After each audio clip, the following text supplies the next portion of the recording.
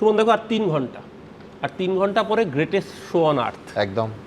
আর তুমি যখন শো শুরু করছিলে অনির্বাণকে বলার আগে তুমি ওই অঞ্জন দত্তের দত্ত ভার্সেস দত্তর এক্সাম্পলটা দিলে তো, আমি ভাবছি গ্রেটেস্ট শো অন আর্থে আজকে মেক্সিকো ভার্সেস সাউথ আফ্রিকার যা টিআরপি আছে তার থেকে বোধহয় ব্যানার্জি ভার্সেস ব্যানার্জি পশ্চিমবঙ্গের টিআরপি খুব একটা কম থাকছে না এই মুহূর্তে দাঁড়িয়ে। একদম তোমার সাথেই আমি বলেছিলাম, এবং আমি যখন রিজাইন করেছিলাম পুরসভার পদ থেকে আমি পরিষ্কার বলেছিলাম যে এটা কোনো রাজনেতার বক্তব্য হতে পারে না যে শ্মশানের চুল্লিতে বিরোধীদের প্রয়োজন হতে পারে। তো নজরুলদা একটা ভুল বলেছেন যে হ্যাঁ, শ্মশানের চুল্লির সাথে নিশ্চিতভাবে কোনো সাংসদ তার এমপি ল্যাডের টাকায় শ্মশান কবরস্থান সব জায়গায় কাজ করতে পারেন, কিন্তু সেটা কোনো রাজনেতার বক্তব্য হতে পারে না যে বিরোধী দলের জন্য চুল্লিটা প্রয়োজন আছে। এটা গণতন্ত্রের বক্তব্য আসতে পারে না।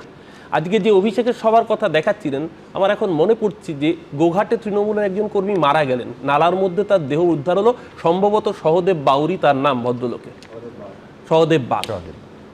আজকে এই যে ঘটনাগুলো ঘটছে, আজকে আপনি বলুন, আমি যখন সেদিনকে এই কথাটা বলেছিলাম যে এটা কোনো রাজনেতার বক্তব্য হতে পারে না, আমাকে কোট আনকোট দলের একটা বড় অংশ থেকে এবং বিশেষ করে সোশ্যাল মিডিয়ায় হঠাৎ করে আখ্যায়িত করা হলো। শ্রমিক ভট্টাচার্য একটা স্টেটমেন্ট দিয়েছিলেন ভালো তৃণমূল, তা আমি নাকি ভালো তৃণমূল হতে চাইছি। আচ্ছা, কল্যাণদা তো আজকে বিকেলের আগে অবধি ভালো তৃণমূল ছিলেন না।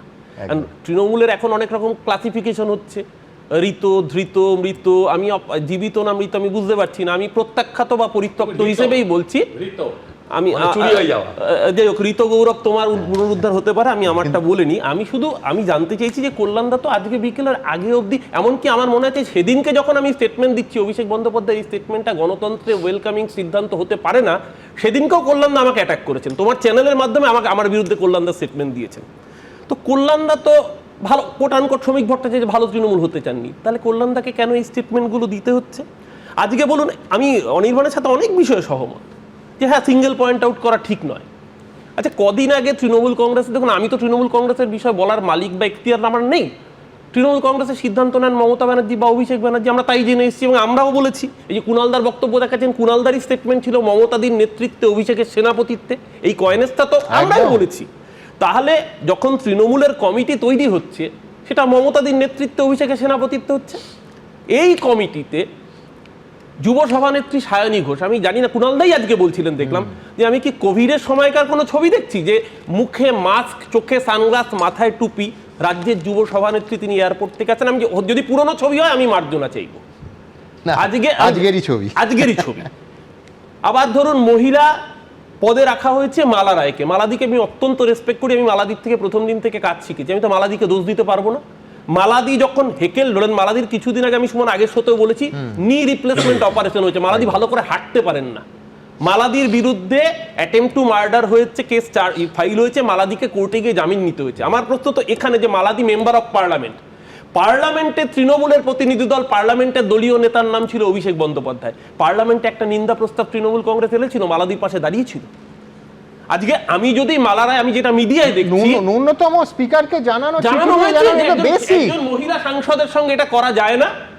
আজকে যদি আমি জানি না এখনো সত্য যদি মালারায় বিরোধী ব্লকের সাথে সই করে থাকেন, মিডিয়ায় দেখেছি, আমি জানি না, তাহলে আমি মালারায়কে দোষ দিতে পারবো না তো।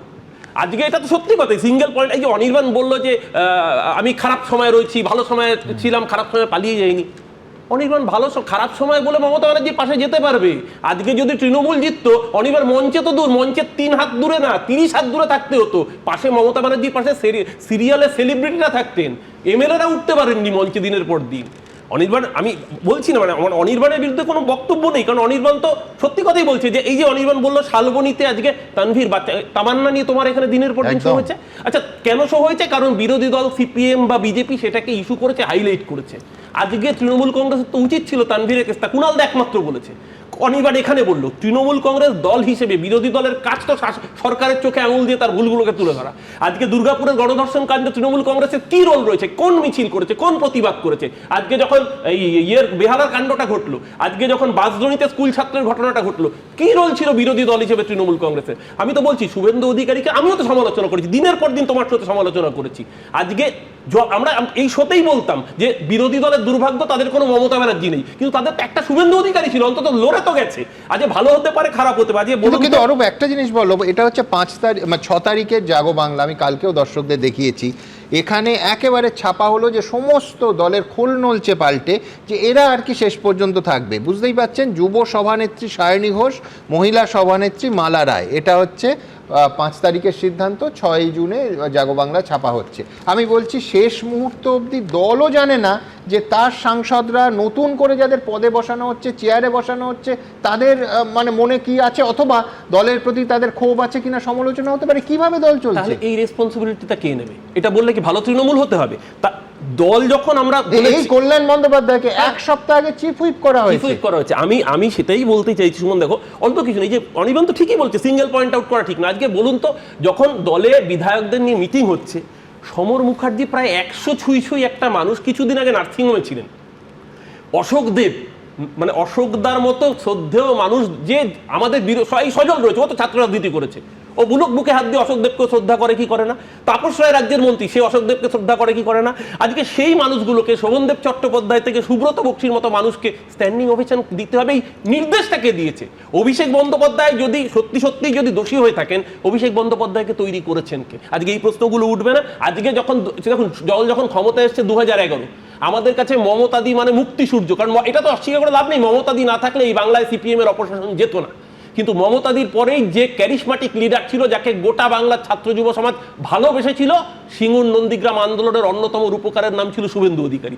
শুভেন্দু অধিকারী 2011 ব্রিগেড, আমি তো প্যারাশুটে আসিনি তৃণমূলে, 2011 ব্রিগেড হয়েছে, সেবার রাস্তায় ভিক্টোরিয়া হাউসের সামনে হয়নি, পুরো মাঠে বৃষ্টিতে কাদার মধ্যে দাঁড়িয়ে কর্মীরা ব্রিগেড মঞ্চে উপস্থিত, কাতারে কাতারে মানুষ, সেবার দেবের সেটা নিয়ে সমালোচনা হয়েছিল, পাগলু ডান্স নিয়ে। সেই ব্রিগেডের মঞ্চে কুণালদা তখন সঞ্চালনা করছিলেন এবং শুভেন্দু অধিকারী সেদিন সঞ্চালনা করেননি, তার সঞ্চালনার দায়িত্ব কেড়ে নেওয়া হয়েছিল। শুভেন্দু অধিকারী যুব সভাপতি, যেই যুব কর্মসূচি 21শে জুলাই, সেই মঞ্চে দাঁড়িয়ে ঘোষণা করা হয়েছিল যুবা। একদম সেই দিনকে শুধুমাত্র আজকে কল্যাণদার ভাষায় রক্তের সম্পর্ককে জায়গা করে দেওয়ার জন্য কল্যাণদার জায়গাটায় আসছিলাম। আমি আজকে আবারও বলছি, শুনুন, ওই ডারউইনের থিওরি আছে না, survival of the fittest, Mamata ব্যানার্জির পরে যদি যোগ্যতার নিরিখে কোনো নেতৃত্ব হতে পারত, তাহলে আজকে তৃণমূল কংগ্রেসের মুখ্যমন্ত্রীর নাম হতো হয়তো শুভেন্দু অধিকারী, তাহলে তৃণমূলকে হয়তো আজকে এই দিনটা দেখতে হতো না। এবিপি আনন্দ, এগিয়ে থাকে, এগিয়ে রাখে।